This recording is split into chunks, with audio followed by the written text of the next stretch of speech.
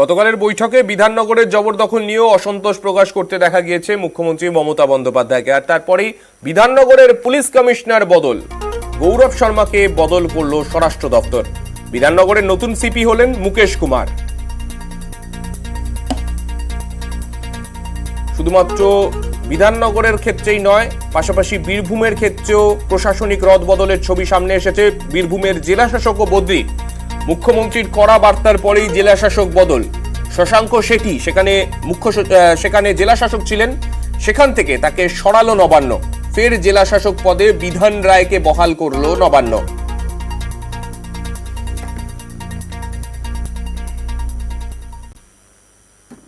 নবান্নে মমতা চিদম্বরম বৈঠক। সোনিয়ার বার্তা নিয়ে মমতার কাছে পৌঁছেছিলেন পি চিদম্বরম। বিরোধী জোট নিয়ে মমতা চিদম্বরম আলোচনা। নবান্নে গতকাল প্রায় 40 মিনিটের বৈঠক করেন মুখ্যমন্ত্রী মমতা বন্দ্যোপাধ্যায় এবং কংগ্রেস নেতা পি চিদম্বরম।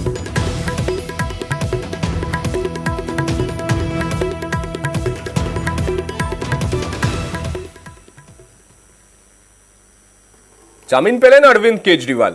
আবগারি দুর্নীতি মামলায় জামিন দিল্লির মুখ্যমন্ত্রীর। 1 লক্ষ টাকার বন্ডে জামিন কেজরিওয়ালের। জামিন পেলেন অরবিন্দ কেজরিওয়াল। কেজরিওয়ালের জামিন মঞ্জুর করল দিল্লির রোজ অ্যাভিনিউ আদালত। 21শে মার্চ গ্রেফতার হয়েছিলেন দিল্লির মুখ্যমন্ত্রী অরবিন্দ কেজরিওয়াল। 1 এপ্রিল তাকে তিহার জেলে পাঠানো হয়।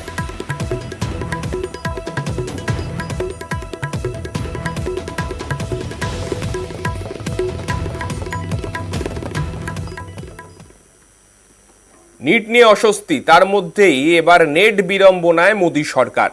18 জুন পরীক্ষা নিয়ে পরের দিনই তা বাতিল করতে হলো শিক্ষা মন্ত্রককে। কারণ এই পরীক্ষাতেও অনিয়ম হয়েছে বলে তারা তথ্য পেয়েছেন। তাই তড়িঘড়ি পরীক্ষা বাতিল। সিবিআইকে বলা হয়েছে তদন্ত করতে। এ নিয়ে দেশ জুড়ে শোরগোল। বিরোধীদের নিশানায় মোদী সরকার। সমালোচনার মুখে আসরে নামতে হয় শিক্ষামন্ত্রীকে, স্বীকার করতে হয় দায়।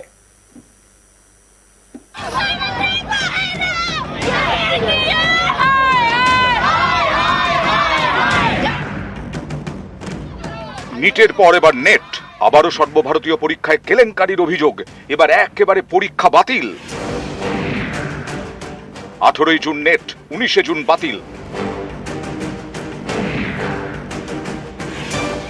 নিট বিতর্কের মধ্যেই নেট বাতিল। এতে নতুন করে ঝড় উঠেছে। কেন্দ্রের মোদী সরকারকে নিশানা করতে দেরি করেনি বিরোধীরা।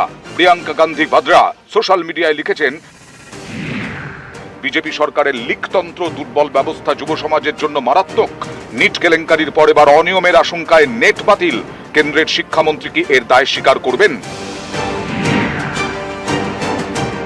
कहा जा रहा था कि नरेंद्र मोदी जी ने यूक्रेन की लड़ाई रोक दी थी, मगर किसी न किसी कारण जो हिंदुस्तान में पेपर लीक हो रहे हैं उसको नरेंद्र मोदी रोक नहीं पा रहे हैं या रोकना नहीं चाहते हैं। इस कैप्चर को फैसिलिटेट नरेंद्र मोदी जी ने किया है। क्या आप निजी तौर पर लोकसभा में इस विषय को उठाएंगे? हाँ, उठाएंगे, पार्लियामेंट हाउस पे उठाएंगे। 24 लाख बच्चे अगर किसी एग्जाम में बैठते हैं, 4, 5, 6 सेंटर में कहीं पर कुछ अनियमितताएं होती है, उस पर सरकार पूर्ण तरीके से संज्ञान भी लेती है, उस पर जैसे जैसे इंफॉर्मेशन आती है कार्रवाई भी करती है। और ये सरकार का और हमारी पार्टी का ये आश्वासन है आप सभी लोगों को कि जिसने भी अगर कोई भी गलती की होगी तो उसको तो उसका सजा मिलेगी ही, उसको उसका दंड मिलेगा ही अवश्य। ডাক্তারি প্রবেশিকা পরীক্ষা নিটের প্রশ্ন ফাঁস। গ্রেসমার্ক বিতর্কে তোলপাড় দেশ। নানা অনিয়মের অভিযোগে সুপ্রিম কোর্টেও প্রশ্নের মুখে পড়েছে ওই পরীক্ষার আয়োজক ন্যাশনাল টেস্টিং এজেন্সি বা এনটিএ। এই বিতর্কের মধ্যে এবার নেট বাতিল। নিট হলো ন্যাশনাল এলিজিবিলিটি কাম এন্ট্রান্স টেস্ট। নেট মানে ন্যাশনাল এলিজিবিলিটি টেস্ট।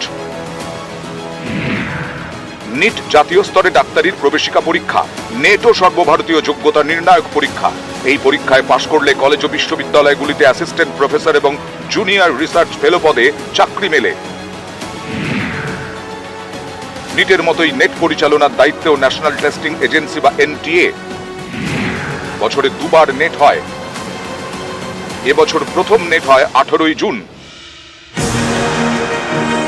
পরীক্ষা দেন 9 লক্ষেরও বেশি পরীক্ষার্থী, কিন্তু পরের দিনই পরীক্ষা বাতিল।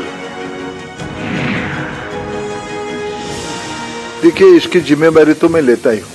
जब हम स्पष्ट हो गए कि वो डार्क नेट में जो क्वेश्चन है वो यूजीसी नेट की ओरिजिनल क्वेश्चन के साथ मिलता है। हमने तत्क्षणात निर्णय किया कि इस परीक्षा कॉम्प्रोमाइज हुई है, उसको स्थगित किया जाए। इस पूरा चक्र में जो भी जिम्मेदार होगा, जो भी कोई होगा, उसको छोड़ा नहीं जाएगा। কেন্দ্র নেট বাতিল করতেই কেন্দ্রের এনডিএ সরকারকে নিশানা করছে বিরোধীরা। এ রাজ্যে সুর চড়িয়েছেন শিক্ষামন্ত্রী ব্রাত্য বসু। সোশ্যাল মিডিয়ায় লিখেছেন, কেলেঙ্কারির সিরিজে আরো এক নয়া কেলেঙ্কারি। ইউজিসি নেট বাতিলে স্পষ্ট পরীক্ষা ব্যবস্থার ভিতের সঙ্গে আপোষ হয়েছে। সিবিআই তদন্তের নির্দেশ দেওয়া হয়েছে, তবে আদৌ দুর্নীতির মাথাতে ধরা যাবে কিনা তা নিয়ে প্রশ্ন থেকেই যাচ্ছে। এখন একটার পর একটা স্ক্যাম বেরোচ্ছে এবং আমার মতে এটা উপরিভাগটা দেখতে পাচ্ছি। যখন আমাদের রাজ্যের ক্ষেত্রে সিআইডি যখন কোনো দুর্নীতির ক্ষেত্রে দেওয়া হচ্ছে, যে সিআইডি বিশ্বাসযোগ্য নয়, এটা অনেক বিরোধী দল বলেছেন। কেন্দ্র যখন সিবিআই কে ডাকে তখন সেটা কিভাবে বিশ্বাসযোগ্য হয়?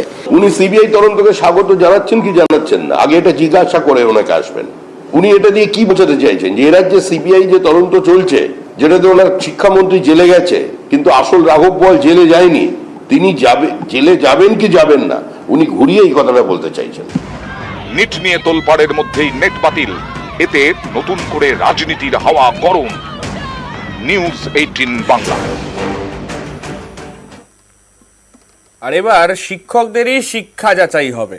শিক্ষকদের শিক্ষাগত যোগ্যতার নথি আপলোড করতে হবে পোর্টালে।